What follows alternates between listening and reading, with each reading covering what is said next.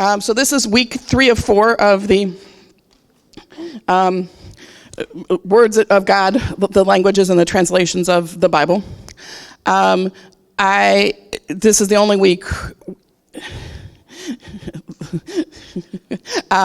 where I'm going to give you actually text to analyze. That you're going to get a little taste of what it's like to be in a linguistics class where you have to do this. So I've given you a handout here that has actually the same passage in 4 different eras of English. On the front page, the front page is the one that says Anglo-Saxon or Old English at the top, and then Middle English. And then on the back, there are 2 that are in Early Modern English. We'll look at those a little later. But I want you just to talk to the people at your table. And so just to warm up, look at the Anglo-Saxon. Now, I'm not expecting any of you to be able to read Old English, but I want you just to look at it and look at the spellings of it and see what you can recognize from this. Can you recognize any words? What kinds of words? And those are good words to recognize. And then also, I'm going to give you a couple minutes, so let me give you the instructions, and then you can give me the answers. Some people need time to think before they give me the answers, so I want to let everybody think before they give me the answers. My engineers especially want to have their thoughts fully formed, whereas those of us who are educators tend to be the Hermione Granger in the front row, giving the answer before everybody else, because we know it all already, or we think we do. So for the Old English, I want you to look at 2 things. I want you to look at sort of what you recognize there, and then also look at the word-by-word translation that I gave. And I deliberately gave a word-by-word translation to kind of point out some of the things. What issues do you see or with being able to understand this word-by-word translation of the Anglo-Saxon? All right, yeah, I'm going to give you a whole minute before you can raise your hand. Actually, I have extra copies. The questions are up on the screen. How many words can you recognize in the Anglo-Saxon? And what issues do you notice being able to understand the word-by-word translation from the Anglo-Saxon into modern English?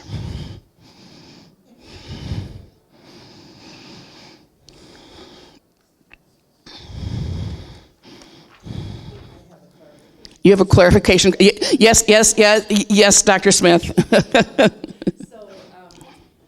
we could recognize the word even if it's spelled differently. Even if it's spelled differently, right. One cannot go by spelling. I will read a little bit of this for you out loud so you have a sense of what it sounds like. I have later on a little video that I might show that shows the differences between, or that gives a different Bible passage in 3 different versions of English. So the first lines are, his leorning knichtes him to komen, an quaedon, that sto es westa, an tima is for aran.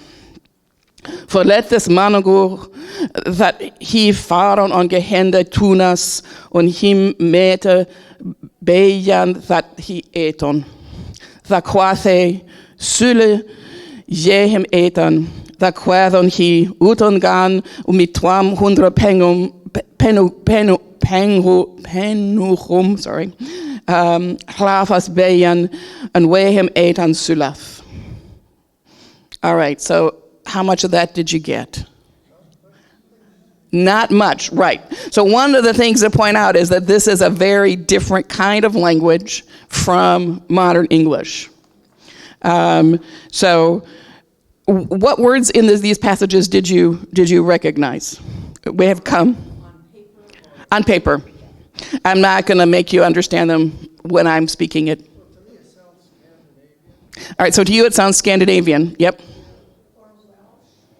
Interesting, Welsh. It's actually completely unrelated to Welsh, but it does have a couple of sounds that are in common with that.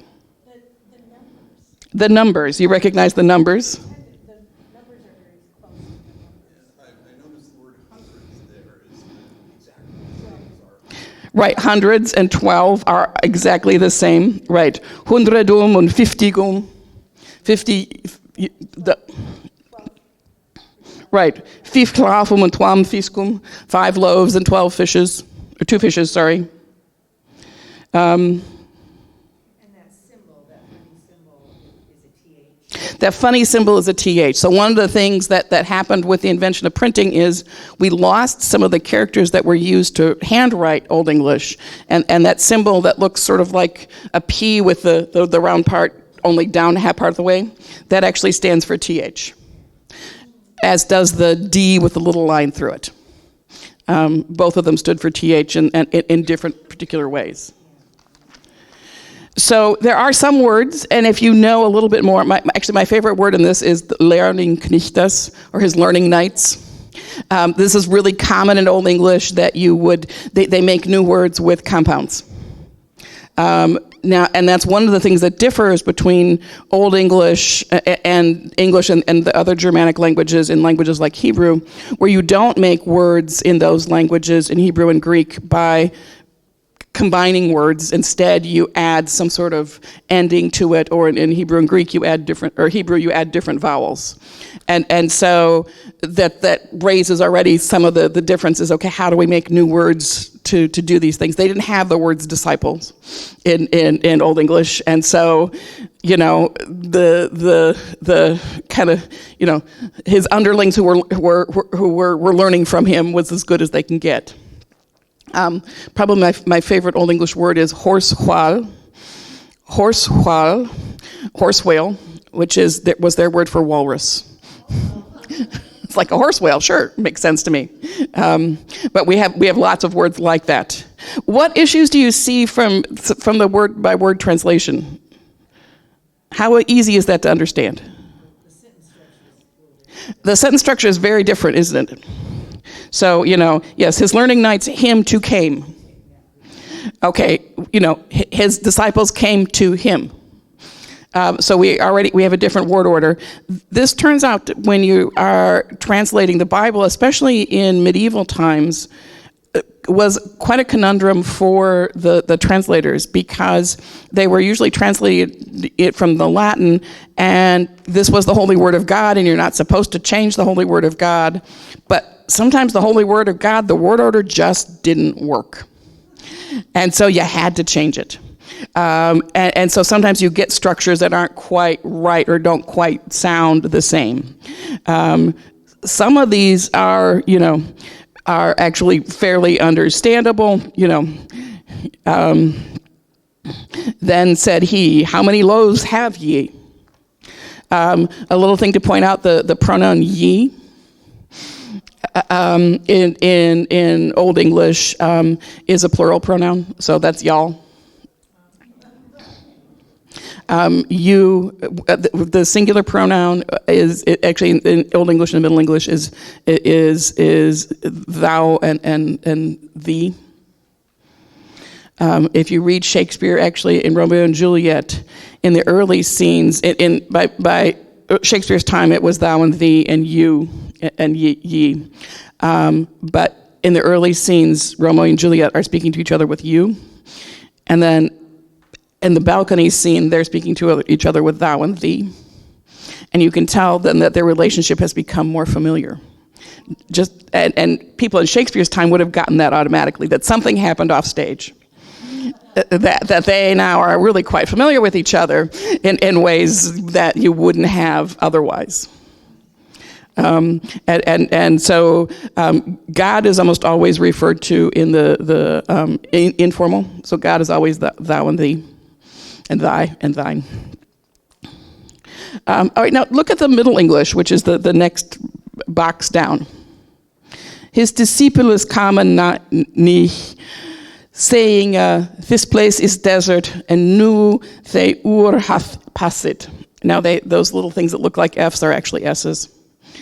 Leve him that they going into the next tunis or villages be to him medes which thy schulen ete. All right, can you recognize more of that? A little bit more understandable. So this is, Chaucer was Middle English, so this is about the same time period as Chaucer. This is after the Norman invasion. So we have had the great influence of French. You can see that with a word like villages. Villages was not part of the vocabulary in Old English. It was towns. So tunas, or which is it's not tuna fish. It's towns. And so that we added villages. I'm just trying to think. Are there other? This actually has a remarkably few words. Actually, in verse 39, and hey, commandida, the command. That's also from French. Because in the Old English it was bebead. If you are up on your sort of somewhat archaic vocabulary, he bade them or he bade them to do something that's related to that particular word. So by Middle English, we have a lot more influence from French. We also actually, surprisingly enough, have a lot of influence from Old Norse, because the Danes, the Scandinavians took over the whole northern half of England, and they settled down and they intermarried, and there was a lot of bilingualism there. So we get a lot of pairs of words that come from Scandinavian, and there was already an English word. So pairs like shatter and scatter are actually come from the same root. It's just shatter comes from the English and scatter comes from the Scandinavian.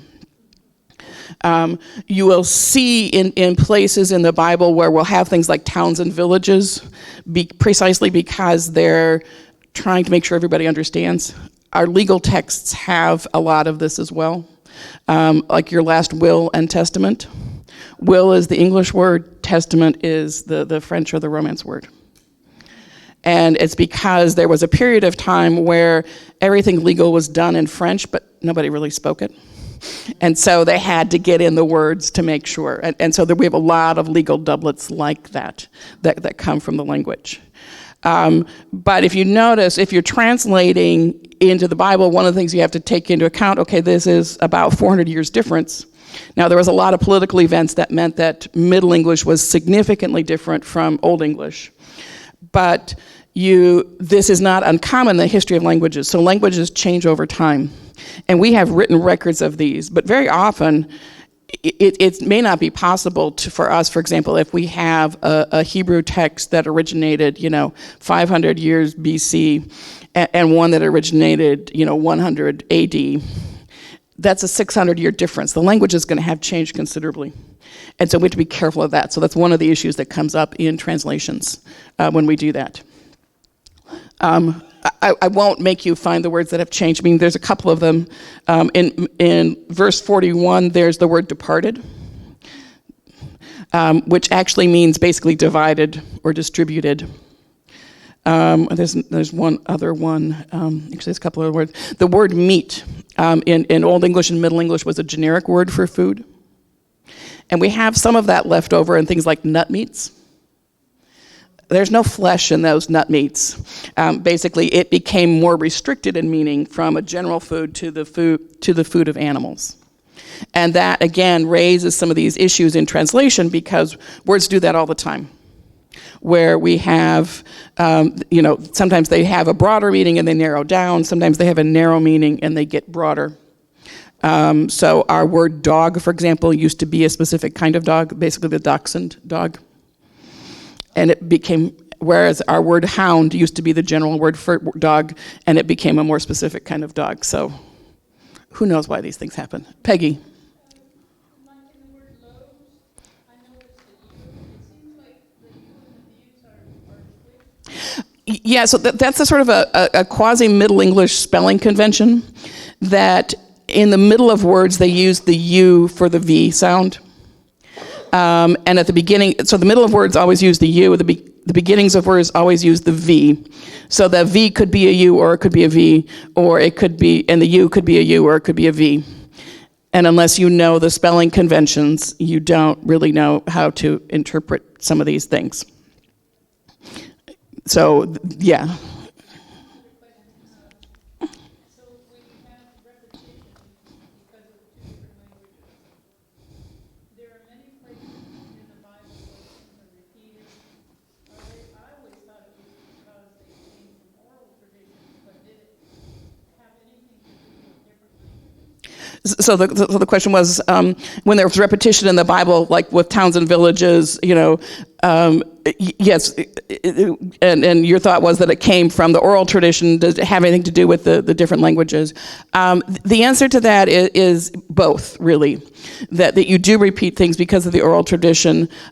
We also have, for much of the Old Testament, two different source materials. One from the northern kingdoms, one from the southern kingdoms, that were eventually then sort of synthesized together. And there were sometimes slight differences there, and so they both got put in. And then you have the oral tradition of repeating things for emphasis. And then once you get into the translations into Middle English, you get the repetition to make sure that the vocabulary is there for everybody. The other thing you can notice in the Middle English text is that now the word disciples has come in. And we've lost some of these lovely Old English compounds. I love learning nights. That's just one of my favorite words. So today I'm going to give you kind of a linguistic history through the Bible. We'll start with the Anglo-Saxon, and then we'll talk about Middle English, and then we'll talk about the two early modern English texts, Tyndale and the King James Version, which are about 150 years apart, but are very much related. And if we have time, we'll talk about general issues in Bible translation. And if not, we'll just do that next week, along with a look into the NRSVUE, the New Revised Standard Version Updated Edition, which I don't know anything about yet, so we'll find out what I learn about it in the next week, other than it exists and it's been somewhat informed by the Dead Sea Scrolls, and other translations. All right, so here is actually a passage from John. They give the same passage, from Matthew, the same passage in Old English, Middle English, and then early modern English.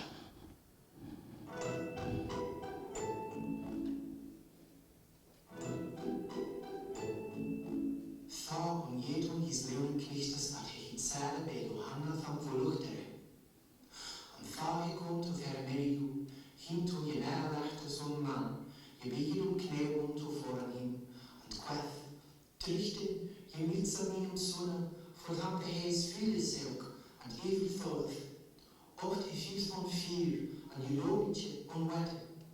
An ich brote hinet with you leon knichtum, an hime michtum hime je heilen. Fa ans parode hechim, Alage on je laafvolle an tweede kneuwes. Hoe lange deel ich niet eeuw, hoe lange verleden ich eeuw. Bring het hinet om mij hiete. Some of the disciples understood that of John Baptist he had the same tone. And when he came to the company of people, a man came to him, falling on knees before him, saying, Lord, have mercy on his son, for he is lunatic and suffereth evil. For we ofttimes he falleth into the fear, and ofttimes into a water. And he offered him to the disciples, and they wished him not heal him. Jesus answering saith, thou generation unbelievful and wayward, who longer shall he bear with you? Who longer shall he suffer you? Bring ye him hither to me. Then the disciples understood that he spake unto them of John the Baptist. And when they were come to the multitude, there came to him a certain man, kneeling down to him, and saying, Lord, have mercy on my son, for he is lunatic and sore vexed. For oft times he falleth into the fire, and oft into the water. And they brought him to the disciples, and they could not cure him. Then Jesus answered and said, O faithless and perverse generation, how long shall I be with you? How long shall I suffer you? Bring him here to me.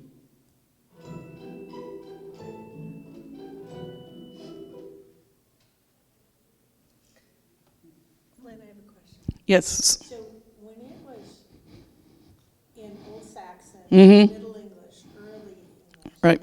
was the Anglo-Saxon to the Middle English, or did they go back to Both of those translations were probably done from the Latin. from the Latin?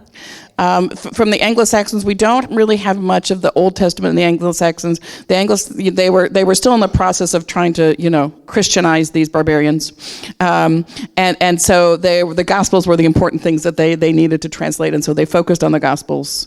For Middle English, Wycliffe did actually translate the whole Bible, but he did it mostly from the Latin Vulgate.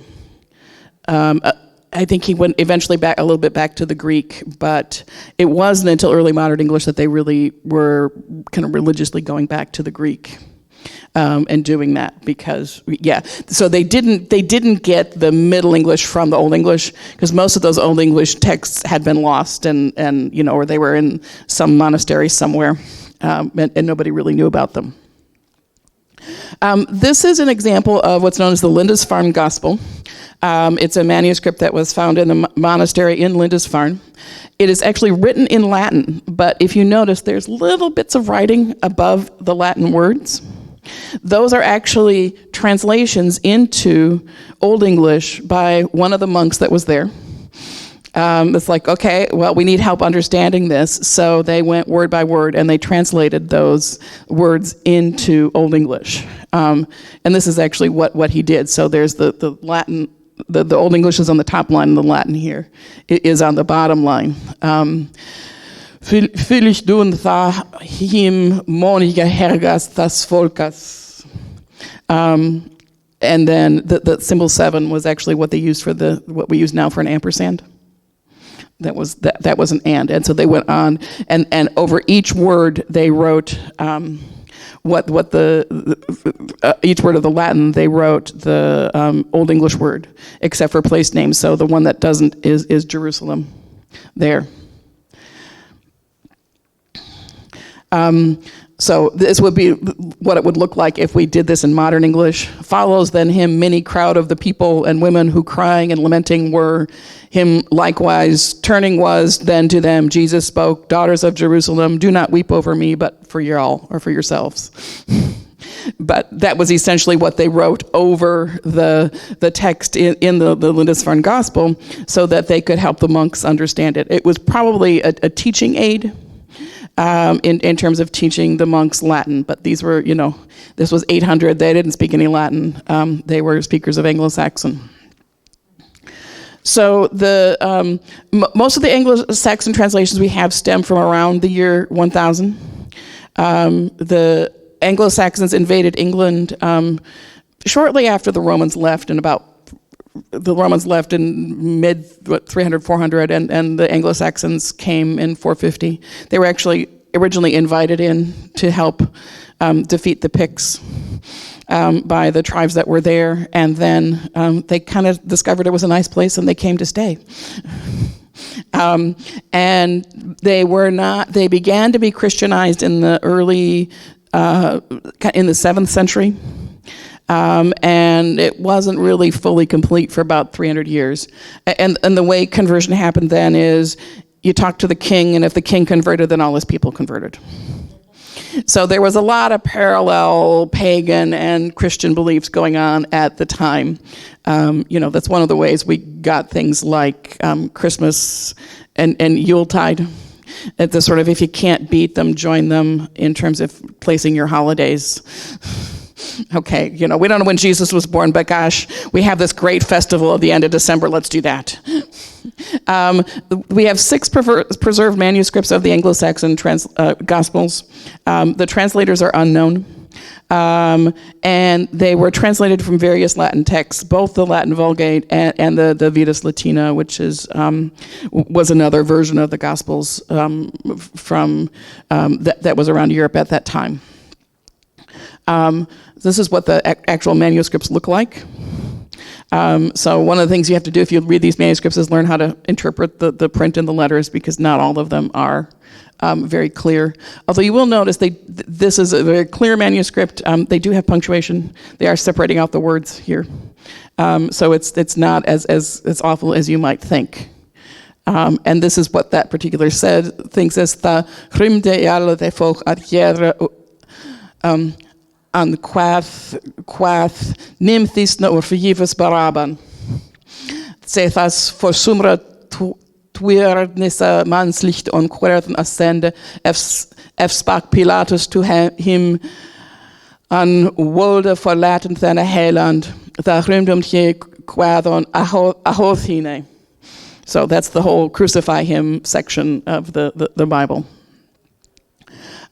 Middle English is the period about 1200 to 1500. If you notice, Old English sort of ends around 1100, and we have this period of about 100, 150 years between the Norman invasion and between when we get Old English. And that's because all of the documents of that time that we have existing were written either in French or in Latin. Latin was the religious language, French was the language of the court, English was the language of the peasants.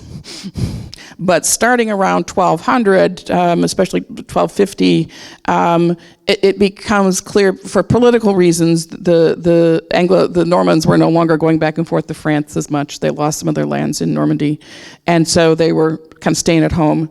Also, the nursemaids and the people who kind of did the raising of the kids in the early days, they were all Anglo-Saxon. They were speaking Anglo-Saxon to these kids, and so these kids were growing up speaking Anglo-Saxon to the nursemaids and French to their parents, and eventually this version of Anglo-Saxon that became heavily influenced by French was what emerged out of that sort of intense language contact.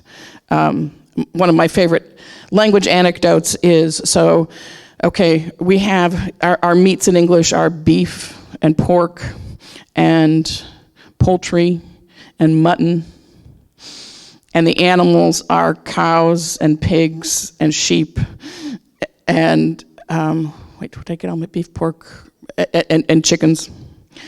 The food names all come from the French, and the animal names all come from the Anglo-Saxon. And that's because when the Anglo-Saxons were serving the French at the table, they had to use the French words. And when they were watching these animals out in the field, they continued to call them by the Anglo-Saxon names. And so we have this split of vocabulary. And eventually that merged into, we're going to use the French word when we're cooking it, and we're going to use the English word when it's actually, still live. Most languages don't do that. So in German, you have Rind, which is the cow, and Rindfleisch, which is cowflesh. Schweinefleisch, Rindfleisch. I've never eaten sheep in Germany, so I don't know what that's called. But they eat horse, and they call it horse. It's just.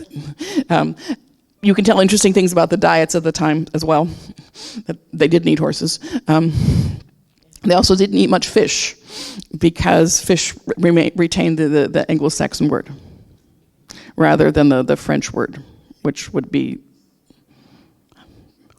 something starting with a P. Poisson, yeah. I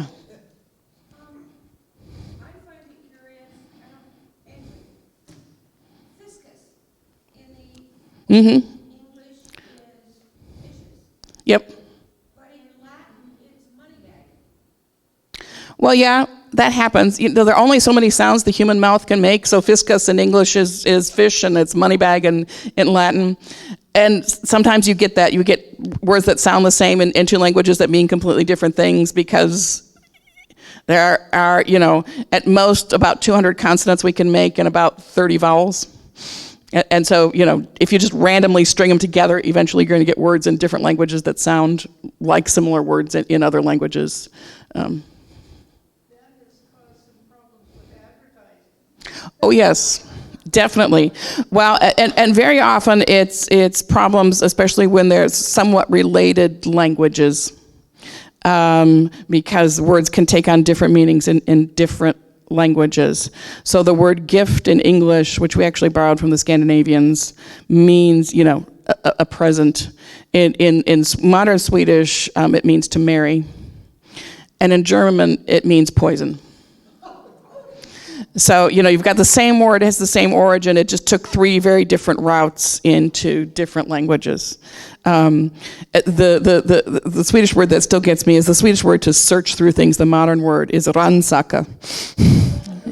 And it's like, well, that's, that just has a connotation in English that I just can't really quite get over, and it makes some sense because who was doing the ransacking? It was kind of these Scandinavian guys who were in there, wielding their swords and taking anything shiny they could find. So the Middle English translation of the Bible that we have comes from John Wycliffe, who was a philosopher and a theologian and eventually a church reformer, or a wannabe church reformer. He didn't actually get much reformation done.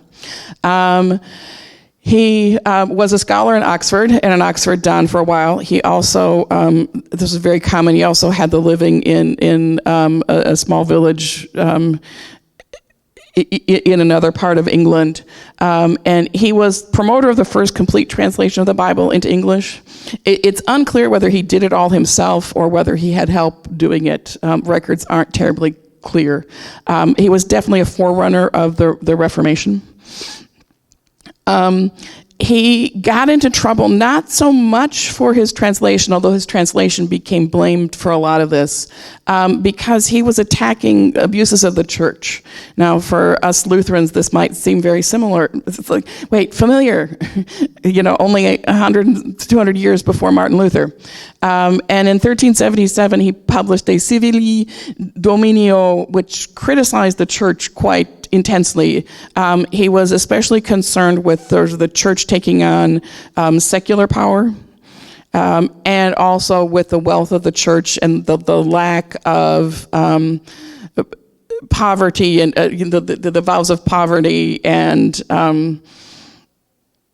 chastity and things like that were supposed to be taken by the clergy were not being upheld, and so you had the bastard sons of the bishop being placed in positions of power and things like that, and he particularly railed against the overall Catholic Church and sort of blamed the problems in the English Church on emulating what was going on with the wider Catholic Church and the Church in Rome, which, not surprisingly, did not please the popes of the time. So Pope Gregory issued a series of 5 bulls against him, and he was supposed to appear on trial in 1738. At the time, he had several well-placed patrons, and oops, it's not John of Kent, it was Joan of Kent, sorry. She did not change her name. The Queen Mother intervened on his behalf, and he never had to go to trial. He was called to trial later, but then he had a stroke, and they let him off that time too. So he actually was never tried or convicted of heresy because his health failed, and eventually he died before they could get around to it, essentially. They did not. Actually, they did. They did. Wait, hang on for that story. He was forced to resign from Oxford shortly after his publication of that volume, and he removed to Lutterworth, where he had a small parish, and that wasn't enough to shut him up, and he kept publishing. And particularly began to argue for salvation by grace and the supremacy of the Bible. He argued against sort of the fancy ordinations, and it's like, yeah, by grace alone. So, some of this should sound very familiar to all of us.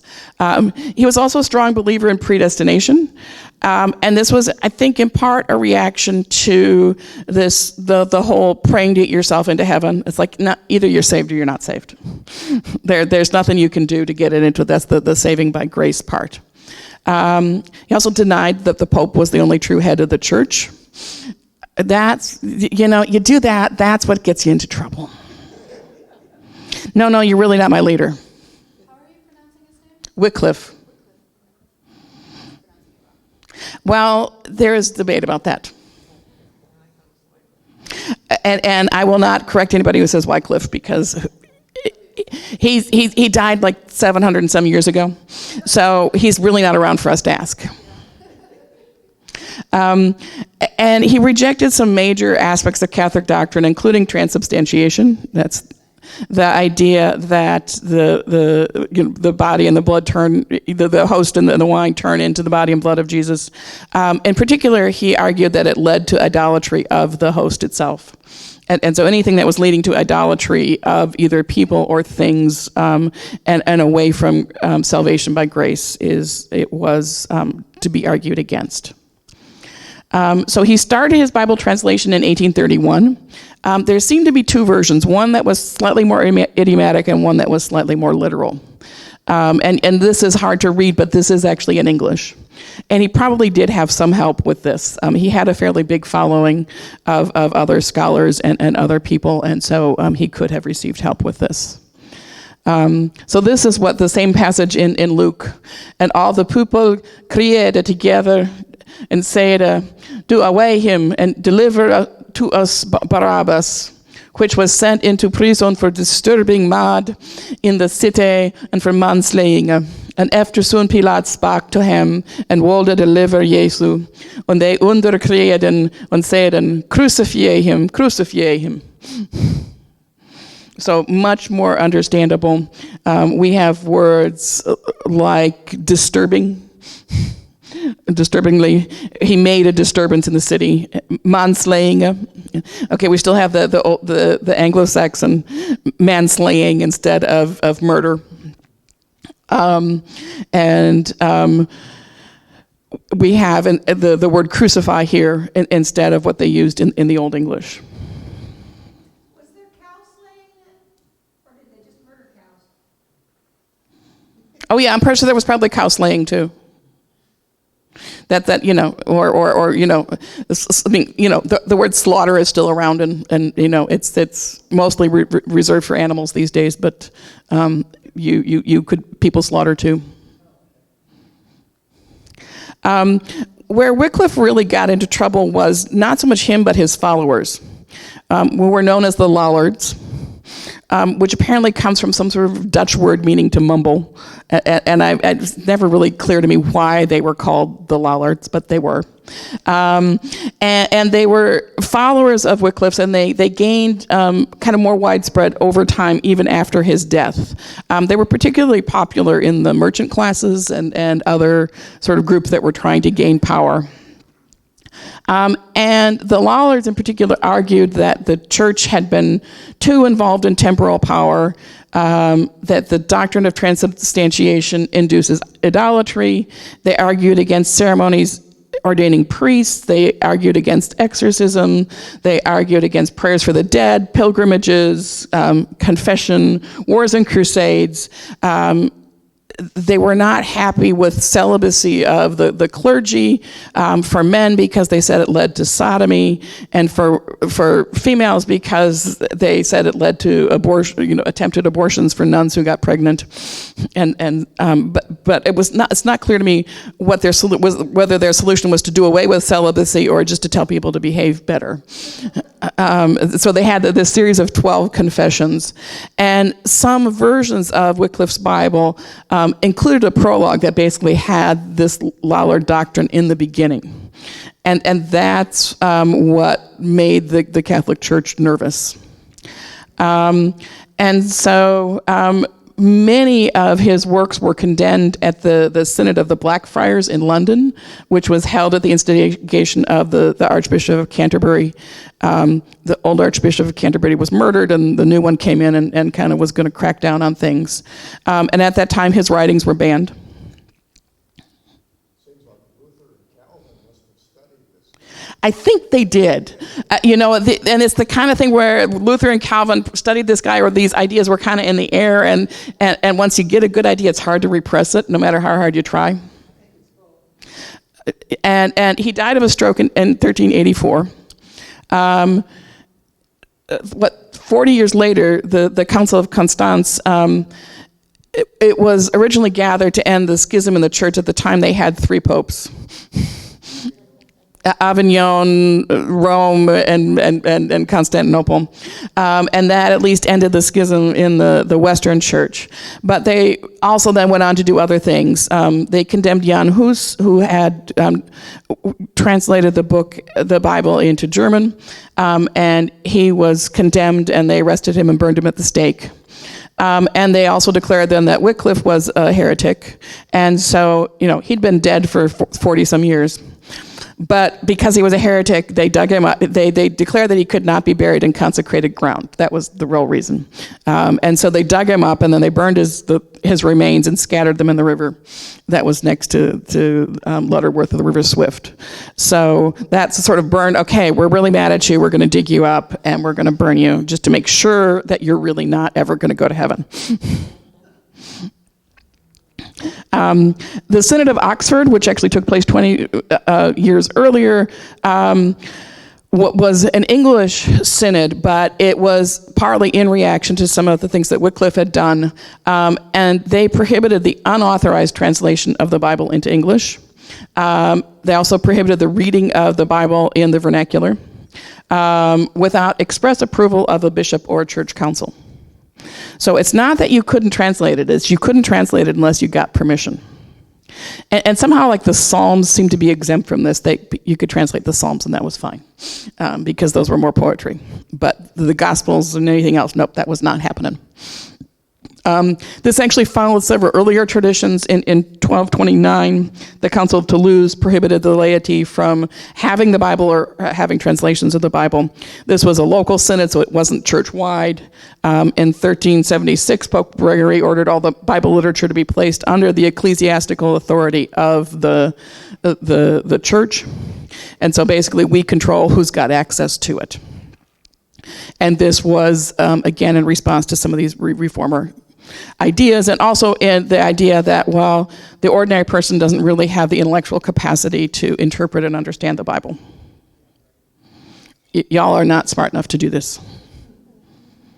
So that brings us to early modern English, which is the period from about 1500 to 1700.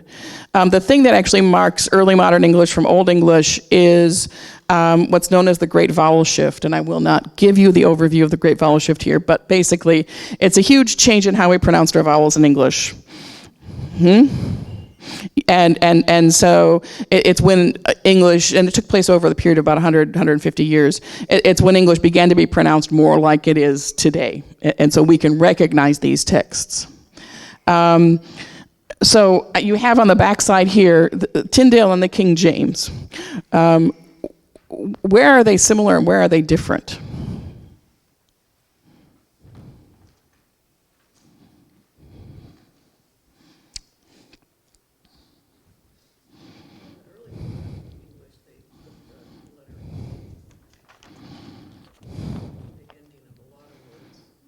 Right, so the Tyndale version has the letter E at the end of some of these words. So we have definite differences in spelling.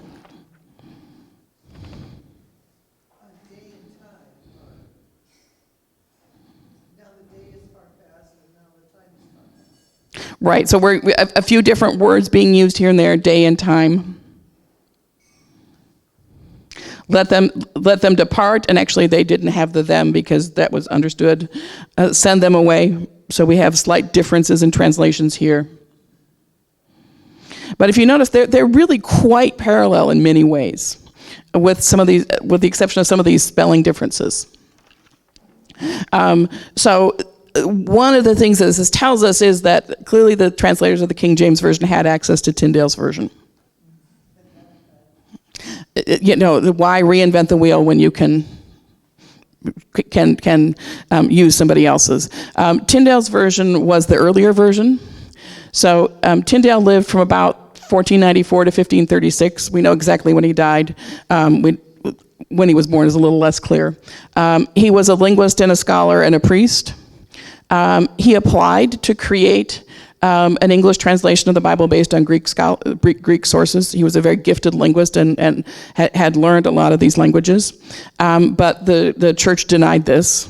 He felt so strongly about this that he moved to Europe to do this translation work.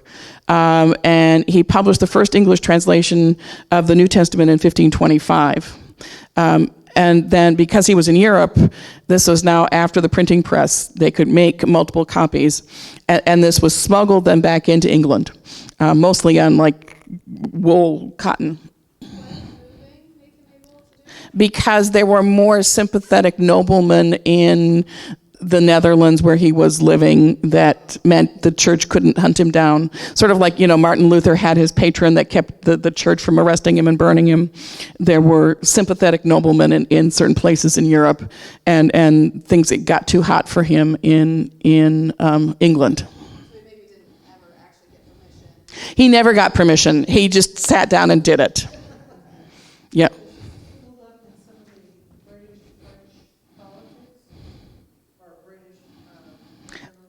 I'm sure it's tangled up in some of the British whatever. The English were at war with everybody for a good 800 years. So, it's hard to disentangle some of these things. He continued to work on his translation, working from the Hebrew. And it was one of the first translations that actually went back to the original Hebrew rather than working from the Greek sources. But he continued to be pursued by the authorities. He was eventually betrayed by someone he thought was a friend, and arrested and put on trial and condemned to death in 1536. So he never completed his translation of the Old Testament. He got most of the way through it, but not all the way through it. And they burned him at the stake. No, they hanged him. I take it back. They hanged him rather than burning him at the stake. And so this is an example of the Tyndale translation. And then all the people cried at once, saying, "Away with him and deliver to us Barabbas, for which insurrection made in the city, and murder was cast into prison." So here we have murder rather than manslaying. The spelling is a little iffy. Pilatus spake again to them, willing to let Jesus loose, and they cried, saying, "Crucify him, crucify him." That's what the Tyndale Bible looked like. You can tell things are prints a little closer together because it's actually printed. It had a significant effect on future translations. There was a Geneva Bible that was descendant from the Tyndale Bible, created by other refugees to Europe from England, Protestant refugees. And it's estimated that about 84% of the New Testament and 76% of the Old Testament came from his translation. He strove for two very different things. One was sort of a literal translation, and so he wanted to kind of parallel the Hebrew structure as much as he could. So he invented some syntactic structures that actually worked for English to do that. But he also strove for clarity, and in particular, he focused on using familiar words. His idea was that any cowherd out in the field should be able to understand this Bible. And so instead of using a lot of fancy words that came from French, he has a lot of words that came from the Germanic and Anglo-Saxon in his translation. The King James Bible was commissioned by King James I, and this translation took place between 1604 and 1611. So we are what year was Tyndale? 1524. So about 100 years after Tyndale. The New Testament was translated from the original Greek. The Old Testament was translated from the Hebrew and the Aramaic.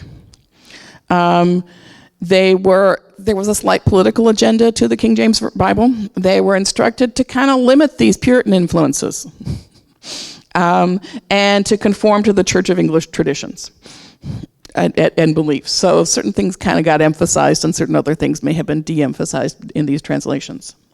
It was actually translated by committee, and at places you can actually kind of tell. It's like, wait, what?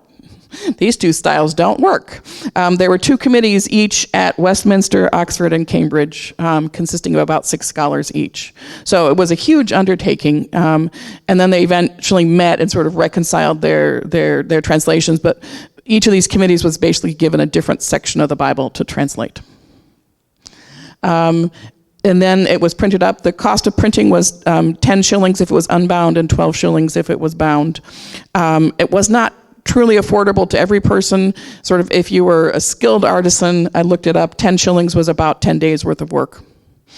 So, you could afford it if you saved up for it, but anybody who was in the merchant classes or higher probably could have afforded to buy a King James Bible. So, and then this is the King James Version. And they cried out all at once, saying, "Away with this man, and release unto us Barabbas, who for certain sedition made in the city, and for murder was cast into prison. Pilate, therefore, willing to release Jesus, spake again to them. But they cried, saying, Crucify him, crucify him." This should sound very familiar to all of you. The King James Bible had a great impact on the English language. It's considered one of the great pieces of English literature. It's elegant and poetic, at least in places. We have many common English phrases that we can trace back to the King James Bible. A law unto themselves, fight the good fight, give up the ghost, holier than thou, to suffer fools gladly, salt of the earth. There's probably 24 more phrases that we use on a fairly regular basis that can be traced back to the King James Bible. Now, some of these actually came from Tyndale, and poor Tyndale doesn't get credit for them, but that's what happens when you get hanged for heresy rather than actually doing it with permission. Mm-hmm. Shakespeare's dates was more parallel to Tyndale, so mid-1500s. 1600. One of the things about the King James Bible is it's the 1600s. This is really the end. The language they use is actually somewhat archaic for the time. They were hearkening back, so things like verbs that they know, hath and saith, they didn't say that at that time. But it sounded better and was more poetic, and so they went with those versions. There are some issues. One of the big issues was that the texts that they had, especially for the New Testament, were based on texts from Erasmus, and these were probably not the best texts to be translating from because they were not the most ancient texts. They were more recent translations and versions of the Greek, and there were some errors in there. It also contains some editorial additions every once in a while, if one is trying to translate the Word of God, we probably shouldn't editorialize in there. The language is definitely outdated now. People who say, well, the King James Version is there are whole words we don't recognize. Chode, Nised, Cob, Ligur. I have no idea what these words mean. There were some overly poetic translations. There are unicorns and satyrs in the King James Version of the Bible. There were no unicorns in Jesus' time or in the Old Hebrew times either. It contains unfamiliar phrases, ouches of gold, collops of fat. And then sometimes, they tried a little too hard to get close to the original text, and the sentences really are not decipherable. We do you to wit the grace of God. That's kind of what everybody says. Okay. Yes. Where in the Bible are the unicorns, dragons? Mostly the Old Testament. My source had the verses, but I decided to save space and not put them on there. But yeah, dragons too. They have dragons. There be dragons. Right? Sorry. Mostly the King James Bible for its time was not a bad translation. It's just we know a lot more now. We have access to better sources, and yes, we like the poetry, but we can get more accurate in our translations. Allison. The editorial editions, did those come from the translators? Or was it in the Greek? They came from the translators, and it was specifically sort of the anti-Puritan, pro-Church of England things that they were trying to promote that they were adding in. Next week, I can give you an example of that. Yeah, like an extra sentence here and there, just kind of, to clarify. I think if I remember correctly, there was some clarification of the Trinity and things like that wasn't in the original. There's a book that came out for the anniversary of the King James Bible. It's been a while, and I can't think of the name of it, but I have it. And they didn't agree on everything. No. There was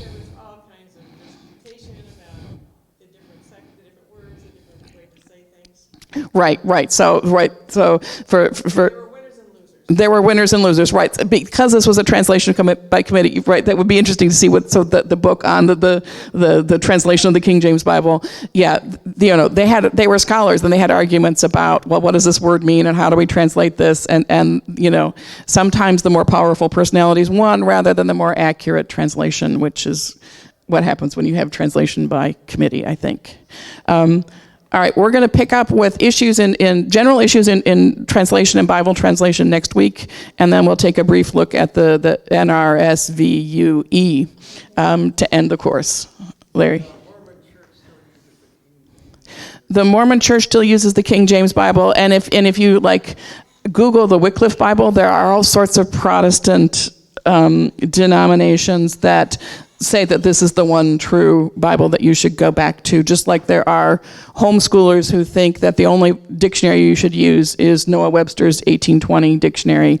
You get something into print and you're going to have strong adherence of it, I think.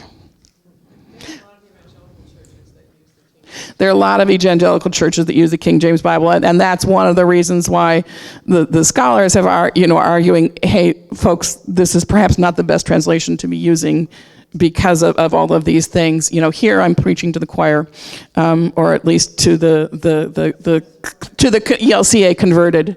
My confirmation Bible is the King James. Oh, interesting, your confirmation Bible. That old. See, and I was raised Catholic, so my confirmation Bible does not exist. And I'm pretty sure my husband's confirmation Bible was some version, but not the King. I should ask him whether it was the King James version. RSV. Well, he was raised Wisconsin Synod, so God only knows what they did. All right, you didn't get that on tape, did you? There, can you cut that last little section off? All right, thank you, everybody. We'll see you next week.